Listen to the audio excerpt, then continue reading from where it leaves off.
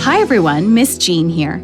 Today's mini adventure is called Dorchester Heights, and it's our last in our history of the American Revolution stories. Natasha is still reading her book and getting ready to teach her history classes. And as she reads, let's listen along with her as she hears the stories in her imagination. And again, keep in mind as you listen that the events were real, Paul Revere was real, but the other characters and the exact words that we hear, well, those came from my imagination. Natasha has her history book. Let's join her back in Boston in the 1700s and find out how Joseph and Thomas are doing and if their city of Boston has survived the war. Okay, let's see my notes for this history lesson. Boston Tea Party? I'm ready to teach on that. Revere's Midnight Ride, the regulars are coming out. I'm ready to teach on that too. Then there were all these battles. The British seemed to be winning. Ooh, and then the dramatic turn. And, well, I know how it ended. America won and a new nation was born. But what about the people living through this? Did they see any... Oh, what's this? The Miracle at Dorchester Heights. Notebook ready, let's read. Okay, about a year after Revere's Midnight Ride, the city of Boston was mostly in the hands of the British. The redcoats of their uniforms seemed to fill the city. But there was one important spot that was unoccupied, Dorchester Heights. And both the British and the American armies wanted to occupy it. Oh, let's see. I've delivered the silver tea tray to Mrs. Ellington. Now... Oh, excuse me, sir. Joseph? Is that you?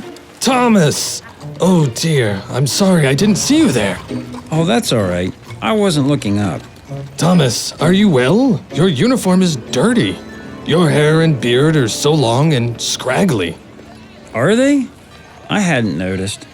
Thomas, you don't know? No. No what? There are redcoats everywhere. Come over here and talk to me.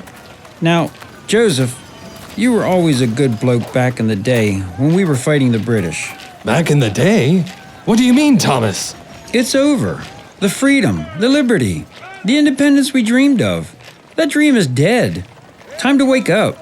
You can't take 2 steps in this city without running into a redcoat. Revere is gone. The others... Now, you listen here, Thomas. Stand up straight, soldier.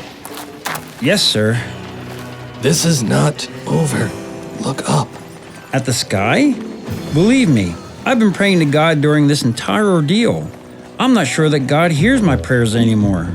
No, that's not what I meant. Look up there. Dorchester Heights? Yes, I hear things in Revere's silversmith shop. People still tell me things. Yes? We're going to occupy Dorchester Heights. Well, that's the plan. You can see the entire city from up on top of that hill.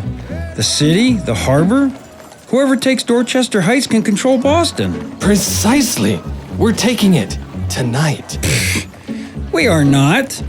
This morning the general had us gather bales of hay. Thousands of them. Does that sound like a battle plan? Or like the general wants to feed his horses really well? Thomas, we can't beat the mighty British army during the day. I know that. So, we're going to take the hill at night. The bales of hay, Yeah? they're to line the path to absorb the sound. What? Brilliant!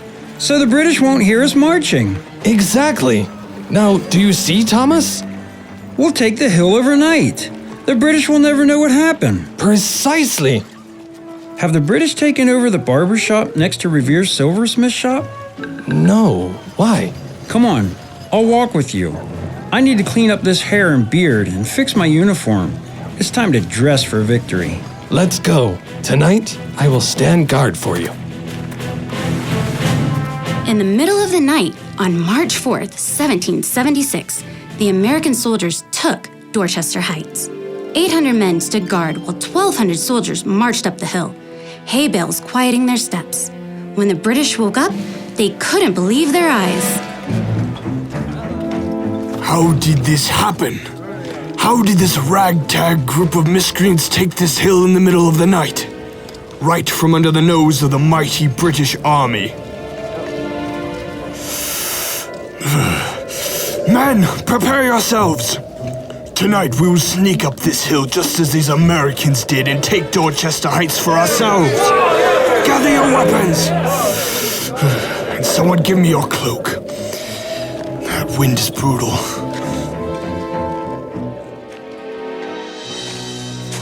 Joseph! Joseph!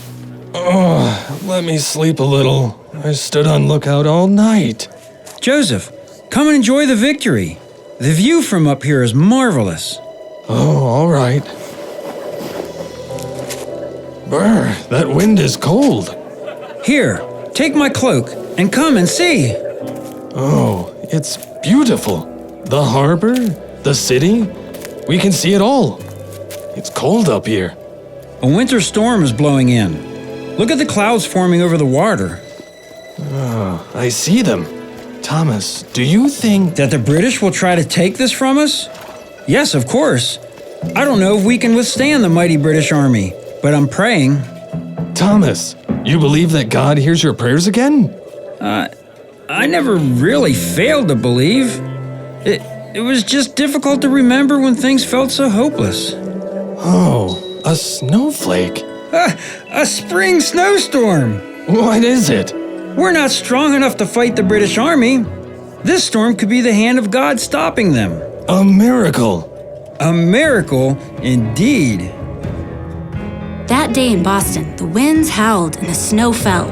A winter storm blew off the harbor waters and up onto Dorchester Heights. These winds are so strong. It must be a hurricane. Freezing rain coated the hill with ice. The storm was mightier than the British Army. It was a miracle at Dorchester Heights. A wretched snowstorm. This isn't the end of our fight. This isn't the end. But God intervened. The battle was long, but the Americans did see evidence that God was on their side. It was part of His plan to have a new country here, one where all could freely worship Him in liberty. I wonder what happened to the Sons of Liberty. Did Paul Revere ever come back to his city? Let's see. He did. Soon after the Dorchester Heights miracle. My class is gonna love this history lesson. I'll never forget that miracle, Joseph. Thank you for standing guard with us. I'm glad to do my duty. Now I must get back to the silversmith shop. I promised Mr. Revere that... Now, Joseph, how many times do I have to tell you to call me Paul? Sir? Paul, how long have you been back in Boston? I've just returned. I heard all about the miracle. It was cold on the hill that night, but God protected us. Joseph, has business improved? No, Paul, I'm sorry to say, the silversmith business is still slow. Oh, I'm delighted. Delighted? At last you call me Paul and not Sir.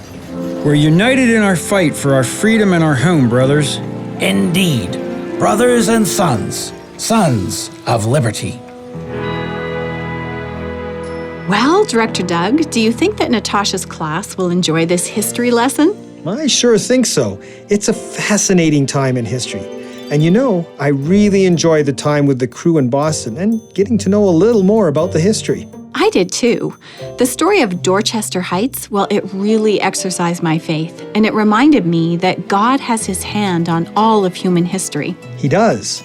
You know, when we were at Dorchester Heights, it was pretty cold that morning too. That's true, and it was early fall. Well, at least we didn't have a hurricane. Well, yeah, that would have ruined our video.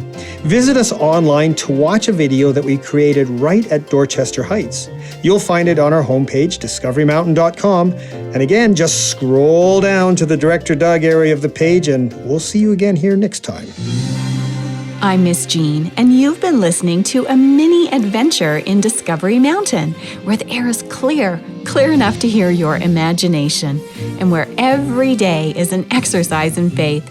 Visit us at discoverymountain.com and connect with us on Facebook, Twitter, and Instagram.